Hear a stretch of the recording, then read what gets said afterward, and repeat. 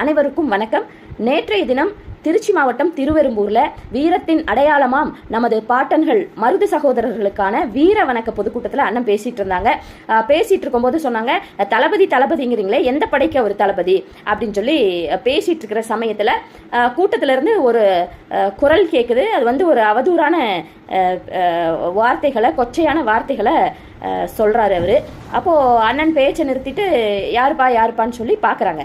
அப்போது அப்படி பக்கத்தில் போய் பார்க்கும்போது ஒரு குடிகாரர் முழு போதையில் விஜயை பற்றி பேசின உடனே அவருக்கு கோபம் வந்துருச்சு. இந்த சோகால்டு தாவேகா வெறியர் அவர் வந்து தகாத வார்த்தையில் அண்ணனை பேசுகிறாங்க. உடனே இந்த தாவேகா கும்பல் என்ன தெரியுங்களா பண்ணுச்சு, அதை மட்டும் எடிட்டிங் பண்ணி எடுத்து சொந்த கூட்டத்திலிருந்தே வந்து இப்படியெல்லாம் சீமானை கேள்வி கேட்குறாங்க. எங்கள் தளபதியை பற்றி பேசினா அவங்க கட்சியில் இருக்கிறவங்களுக்கே வந்து பிடிக்கல, இது உனக்கு தேவையா, அப்படியா இப்படியான்னு சொல்லி எடுத்து ட்விட்டரில் போட்டுட்ருக்காங்க.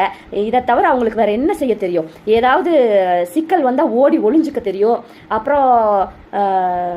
எஸ்கேப் ஆகி முன்ஜாமீன் கேட்க தெரியும். சுவிட்ச் ஆஃப் பண்ணி வச்சுட்டு ஒரு மாதம் கழித்து ஆறுதல் சொல்ல தெரியும். அதனால் ஒரு ஆகச்சிறந்த, இதுக்கு தற்குறிகள்னு தான் பார்த்தா ஆகச்சிறந்த ஓடுகாலிகள்.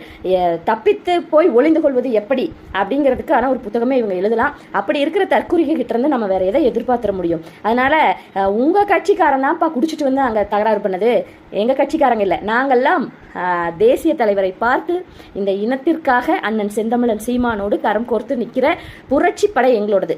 அதனால் உங்களை மாதிரி அணில் படையல்ல, இந்த மாதிரி அவதூறு பரப்புறதை நிறுத்திக்கோங்க. இல்லைன்னா அது திருப்பி உங்களுக்கு ஏதோ பேக் ஃபயர் ஆகும். நாங்கள் எல்லாத்தையும் வந்து ஆதாரத்தோடு வெளியிடுவோம். அப்புறம் நீங்கள் ஓடி ஒளிஞ்சிக்குவீங்க மறுபடியும் பார்த்து.